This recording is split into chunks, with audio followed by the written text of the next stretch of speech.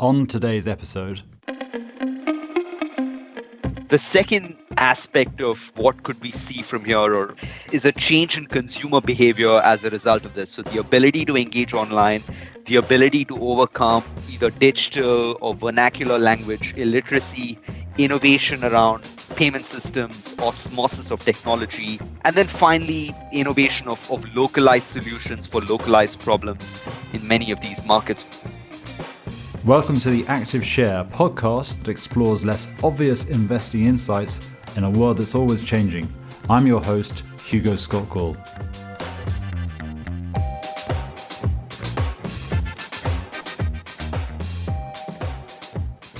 Today I'm joined by my colleague, global research analyst Jay Kannan, to discuss connected commerce in the next installment of our Convergence series, which examines 5 growth themes that are shaping the future of investing. In this episode, we'll cover connected commerce, which basically covers the whole architecture of the digital economy. Jay covers small cap technology, media, and communication services companies. Jay, hello, welcome. It's great to have you here. Thank you, Hugo. It's wonderful to be here. Good. Well, we both agree on that. Let's get started. So I had a go very briefly and no doubt inadequately to describe and define connected commerce. You can do much better. What is connected commerce? Hugo, we think of connected commerce as an integrated shopping experience. So we think about it as anytime, anywhere shopping. Now, what used to be two discrete and disparate experiences, one offline and one online, has now come together in an omni-channel world, which one might rather refer to as bricks and clicks for that matter. So bringing together bricks and mortar as well as clicks and the connected commerce environment. Now, why this is important is essentially this connects the end-to-end consumer journey across both offline as well as online mediums, and then collects the data and then uses learnings and insights from that data in order to affect future consumer behavior, in order to link back to payment systems. And much of these insights are then fed back into the top of funnel, which then creates a flywheel effect of sorts, which can drive even more monetization for merchants, can drive a happier and more enjoyable experience for the customer, and can create reduced friction in this process. Great, that all makes sense. So I guess the reason we're talking about this is because it is quite new. I think you're going to agree with me. The assumption that, well, we just took the system, the architecture from the old physical world and just recreated it click by click instead of brick by brick in the digital world is actually wrong. This is a new way of doing things or a new way of organizing things. Is that right?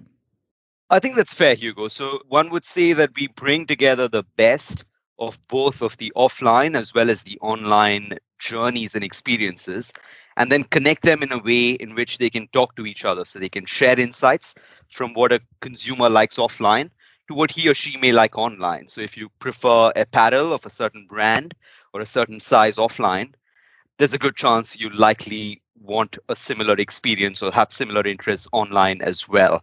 So what used to happen disparately when both these systems or ecosystems didn't talk to each other is now coming together with an ecosystem or an architecture, and we can go into that shortly, where they talk to one another and where we can derive insights and drive learnings and therefore drive predictability in what the consumer might want in both these systems. And if we think about the whole architecture, who is really sitting at the middle of this? Who has got the sort of big central role or the must-have pipes that it all has to go through? So if we think about the value chain here in connected commerce, we can think about merchants at one end, we can think about consumers at the other, and perhaps a wide set of intermediaries in the middle who often facilitate interactions of connected commerce between the merchant and the consumer. So when we think about the merchant, probably the new age infrastructure involves enablement type software or services. So allowing them to understand what the consumer likes, allowing them to track consumer journeys offline, use those insights online, and then a lot of software that just helps reduce friction.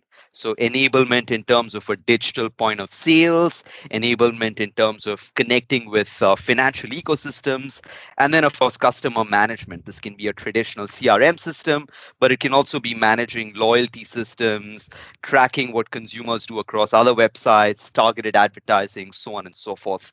At the other end is the consumer.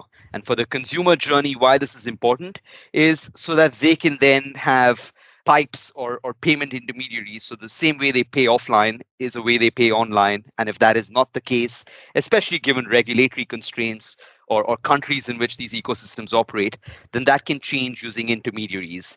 And intermediaries, finally, Hugo, are essentially either payment platforms or other forms of value chain intermediaries. So these can be logistics, they can be credit, they can be simple pipes or rails in different countries. So think of them as either payment type platforms that enable payment transactions to take place, or even mobile e-wallets in certain types of countries, which are enablement for consumers who do not have access to credit cards, debit cards, and the traditional banking ecosystem.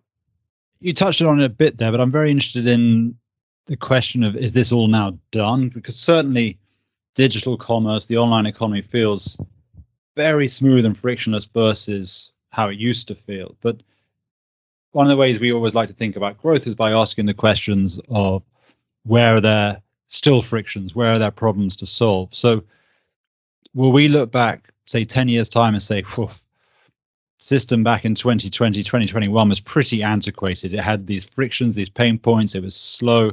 How is it going to change? How will you know when it's done? What are the still big problems and pain points to deal with? I believe we're still at the early innings when it comes to either online or omni-channel penetration of the commerce opportunity. Now, if we look back perhaps 11 or 12 months, we'd say that the current environment, especially when many of us were at home, accelerated the pace of many consumers transacting online for the first time ever. But even having said that, less than a fourth or a fifth of global commerce is conducted over the internet.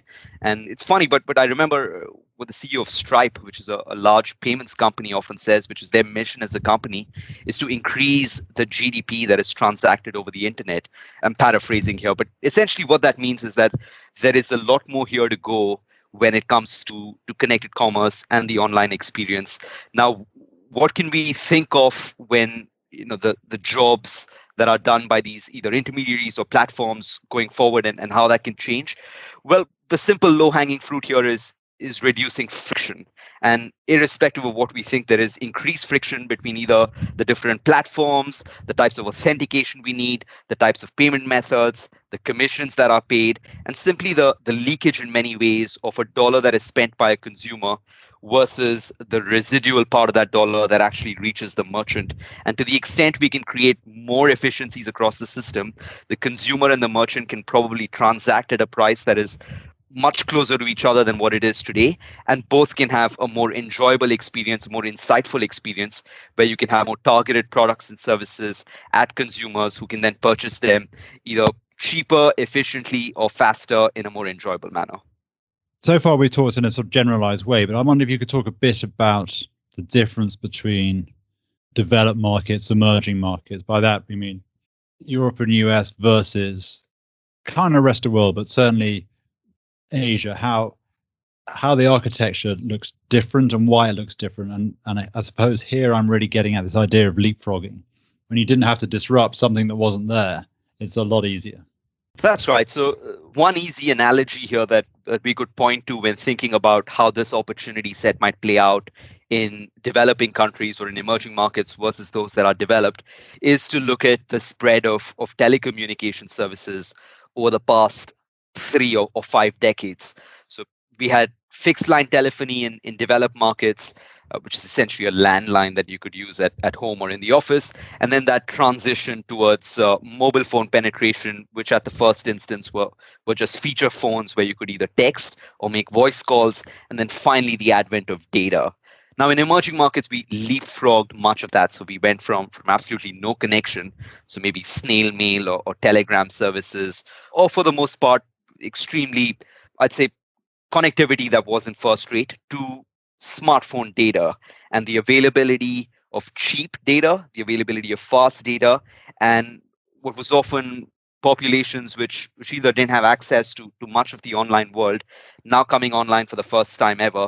And as they say, although consumer wallets are different in different parts of the world, willingness, ability to engage, perhaps even transact in front of a screen is likely not different at the most primal level when we think about humans, our intent, and much of our needs and wants. So when we apply that analogy to connected commerce, I think what has largely changed or allowed for this leapfrogging is the smartphone revolution. So whether it be increased smartphone penetration, the availability of cheap as well as access to fast data, 4G for the most part today, but likely 5G in the future. And then, of course, new and differentiated form of payments.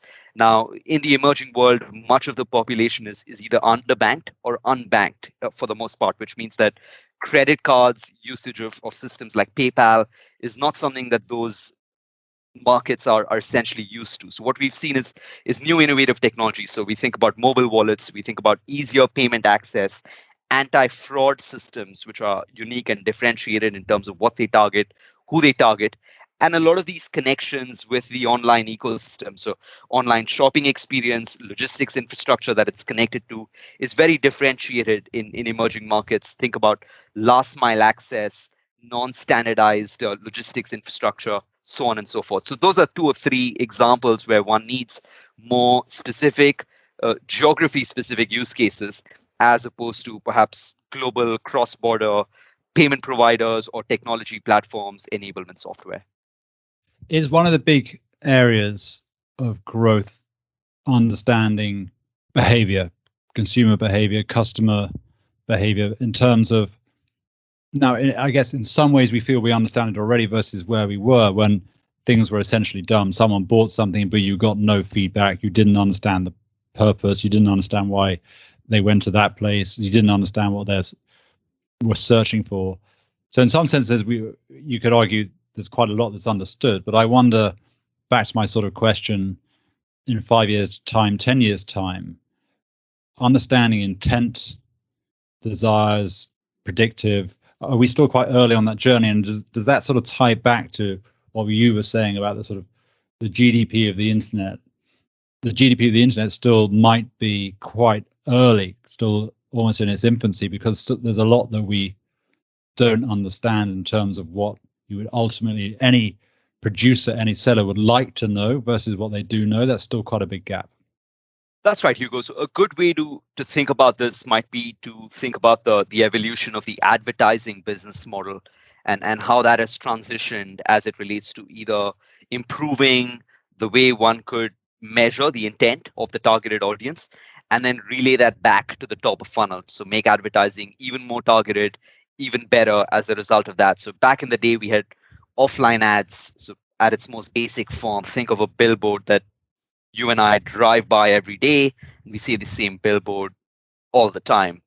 Think of that as level one. Level two was then online, where it was more contextual. So if you went to a sports website, you saw an ad related to sport. If you went to an e-commerce website, you likely saw an ad related to apparel or some sort of shopping related intent. So a little more contextual. We then went to search, which I define as probably level three, where depending on what you searched for, you found an ad which was a little more targeted, but couldn't really capture ultimate intent because you often didn't transact at that level.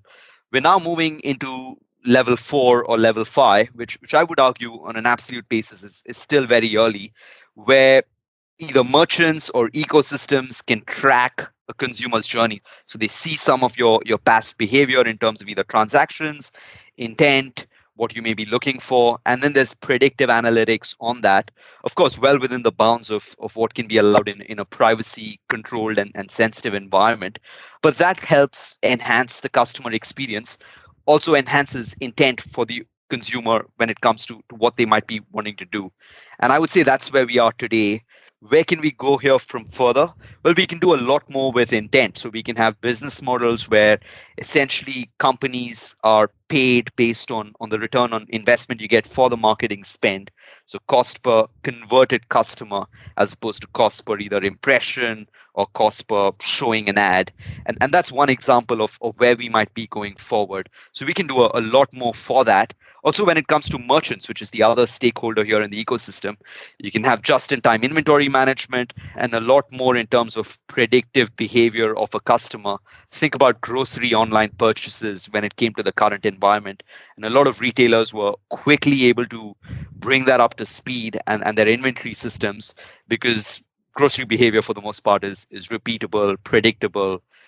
It's likely that you'll order the same amount of milk every week if the number of folks in the household remain constant, right? So that's one example of how this can help transform inventory management and other logistics infrastructure for the merchant as well. So while you were talking there, I began framing my next question, which wasn't my next question, but I changed my mind. It was really, as a technology analyst, the business of forecasting growth, where there's going to be growth, is really central because it's such a dynamic, fast-growing area. How do you approach that task? How do you approach the task of where to find growth across the broader tech spectrum? I humbly submit that this is probably one of the most exciting parts of what we do on a daily basis, but at the same time challenging as well, because this can go in so many different directions. So as much as we'd like to explore, we sometimes have to bring it back to either growing revenue pools and then investable, exploitable opportunity sets within them. So we'd say as a team, we often try to think about first principles. So we try and understand where growth is overall. So we think about the overall revenue pie and how this may either be growing in different aspects of the economy or shifting in many cases as a result of what is going on in our case here in technology. So either advances or innovation, technological changes. This could be more of the same. This could be revolutionary or disruptive in many cases. So we often look at that as a starting point. Now, of course, alongside that, there are quite a few, I'd say, breadcrumbs that we find along the way as we research. Now, this can be thinking about or reviewing funding activity. So we often look at what the smartest venture capitalists do or private equity investors, not necessarily as something we want to do, but essentially as a guide for what might be happening in changes in the economy. And then finally, I'd say we enjoy learning. So we try and either speak with or learn from who we believe are the cleverest minds and use some of the best in the industry, whether they be academics or scientists or other industry entrepreneurs and innovative companies are saying, doing, seeing, and then use some of that as a mosaic to identify patterns and start from there on. So it's the identifying of patterns. And I guess the thing that's one of the things that I've always found interesting and a sort of fascinating concept, this idea of recombinant innovation. When you take two things and put them together, they produce something that you wouldn't necessarily predict or know about. Obvious examples is all the platform apps that you can have on your phone are only really made able by communication technology, essentially 4G and now 5G. How do you think about this equation of problem to solve, new technology, often a communication technology, and what that might lead to? Because it wouldn't necessarily always get you to a music streaming app or even something like a TikTok, or even when the whole sort of Pokemon craze with augmented reality. So it's hard to know specifically what's going to happen, but how do you weigh the odds of a problem getting solved because the odds are now in favor of the problem being solved because of an unrelated technology? This sort of idea that when you put these things together, precisely unknowable things happen, but directionally knowable things happen. So I remember first thinking about this a few years ago, because I think that the phrase recombinant innovation comes from the second machine age, which was a book whose author taught it at school when I happened to be there at graduate school. So that's when I first heard about just combining and creating an innovative product by combining either components and systems that for the most part already existed. Of course, we've seen plenty of examples of that. As you rightly pointed out, we have various components of, very often, like you said, communication technology, some advances thereof. So if we had to look back 5 or 10 years at a key starting point or a leading indicator of where we see recombinant innovation, much of that has been access to communication technology. So either becoming faster, more accessible, or cheaper for the most part. And waves of that continue to happen. Now, that can be with next generation communications technology, but that can also be with inherent problems that exist in the world today, which are yet to be solved. So let's think about it from the consumer's perspective. If we think about leisure time in the world over the past 10 years, it's largely remained flat, or time devoted to leisure. But the share of that time has largely moved online. And a large percentage of that has increasingly, for the most part, in various aspects of the world, moved towards either gaming or, in its broadest bucket, entertainment, which can be some combination of gaming, watching content, consuming content, either video or audio, so on and so forth. So what am I getting at with all of this is inherently the consumer's desire to either want or do something digitally today remains the same.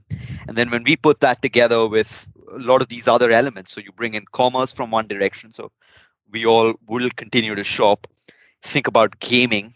We all, or many of us, would like to entertain ourselves on a daily basis, gaming being one avenue for that. Then you bring yourselves either aspects of entertainment. So that can be music streaming, video consumption, so on and so forth. Put all of that together. And then very often now you have one platform that uses communications technology, but essentially is innovative because it solves different problems. So it takes up a fair amount of your leisure time, allows for entertainment, allows for commerce or shopping, and then uses some form of underlying payments technology to enable all of that. So this is a tough question, and maybe not even a fair one. But when you sort of put together all the growth themes that sit within your coverage, within the sort of broader tech sector, where do you think is underestimated? So let's start with the first part of that question, which is very broadly, if we had to classify or think about where growth could be as it relates to the technology sector, I'd probably bucket those into 5 categories. Not necessarily exhaustive, but where we feel very excited. One I'd say is ubiquitous connectivity, so just more number of devices, more connections in the world. The second I'd say is digital enterprise 2.0, so more enterprises adopting digital infrastructure, cloud infrastructure for the most part, subscription type software services, platforms, infrastructure, so on and so forth. The third would probably be next generation computing. So the increase in both our capacity as well as the need to consume more processing power in the world today. And that's likely going to increase with the increased amount of data that is both created on a regular basis, but also consumed, researched, tracked, so on and so forth. The next we'd say is just the digital lifestyle. So think about the digitization of the consumer, more of regular daily services, whether they be classifieds or food delivery or practically anything that's consumption of entertainment, moving to the online world and technology enabling that. And then lastly, we'd say is a fair bit of deglobalization. And we've seen that for both geopolitical reasons, but also as a result of disruption in supply chains over the past year or so, increase in supply resilience with different parts of the world, increasing localized or accessible supply to technology related infrastructure as a result of what is going on in the world today. Having said that and set the framework for where we think growth might be, we'd say that one aspect, and many of these are exciting, right? So many of these have smaller elements where we believe growth is likely underestimated. But one of them is the we're currently researching is the digitalization of the consumer and how that's happening in different parts of the world, but in smaller atomic business models that could be geography specific as it relates to countries that are late on the adoption curve or consumers where behavioral shifts haven't taken place to the extent that they have in certain other parts of the world. Okay, so I know I'll ask you 2 more questions and then we'll wrap. So the first one is kind of lessons learned, particularly going back to connected commerce. What do you think are the learnings from an area that has been, as a generalization, overall consistently underestimated rather than overestimated? And we can observe that from the performance of many stocks, the share prices of many companies who are linked to this theme, but also in this sort of the forecast for their revenue, which generally have been upgraded rather than downgraded. So there was an underestimation here. So why do you think that was, and what are the lessons you're taking away from that?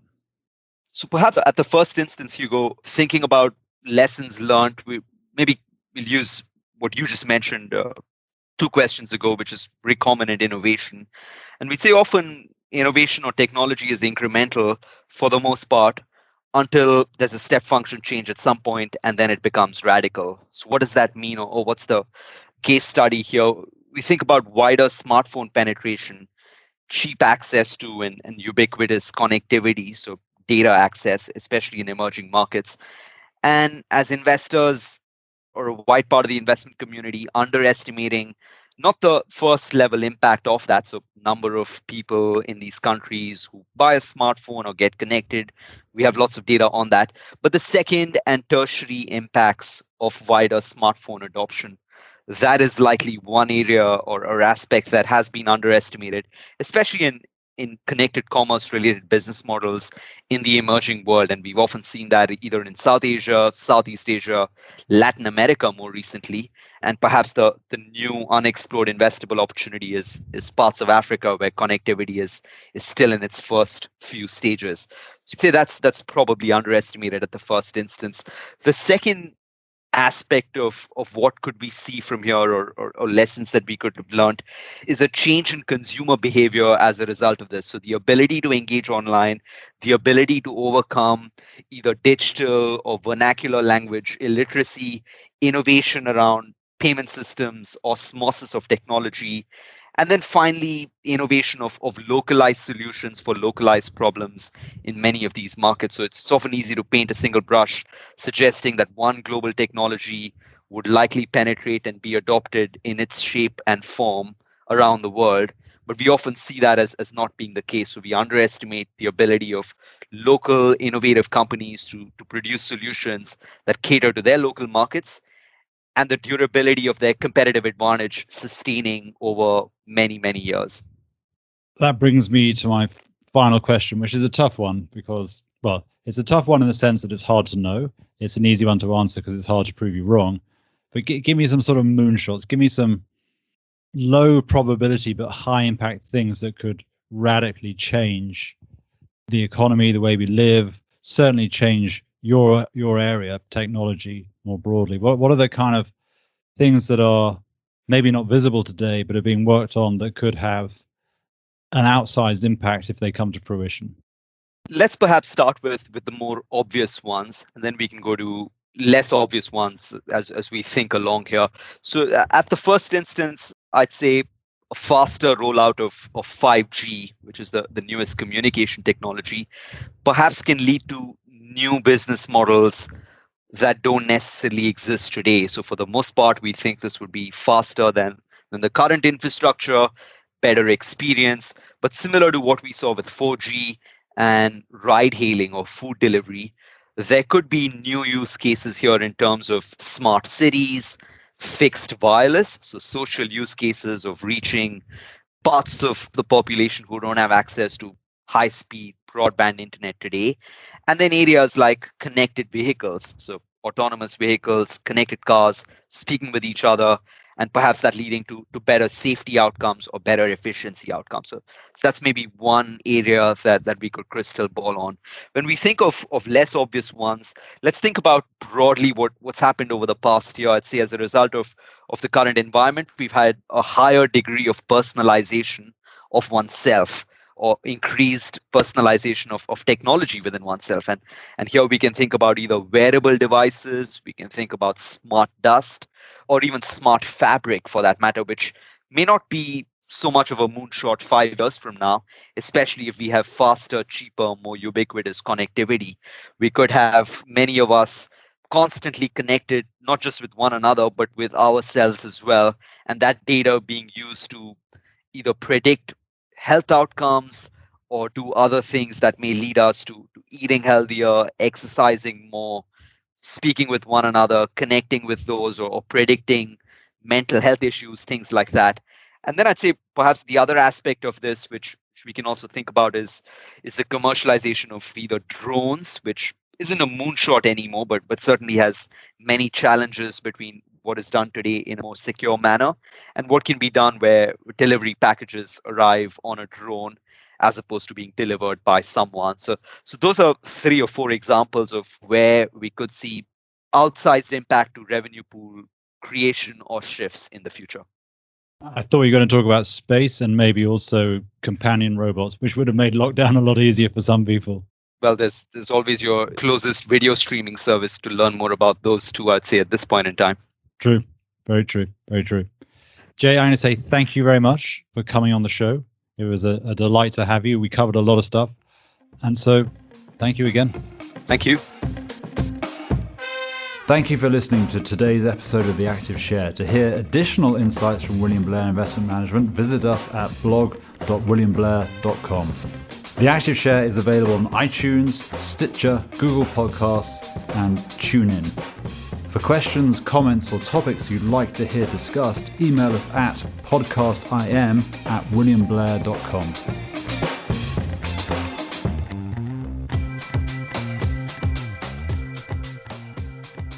This content is for informational and educational purposes only and is not intended as investment advice or a recommendation to buy or sell any security or to adopt any investment strategy.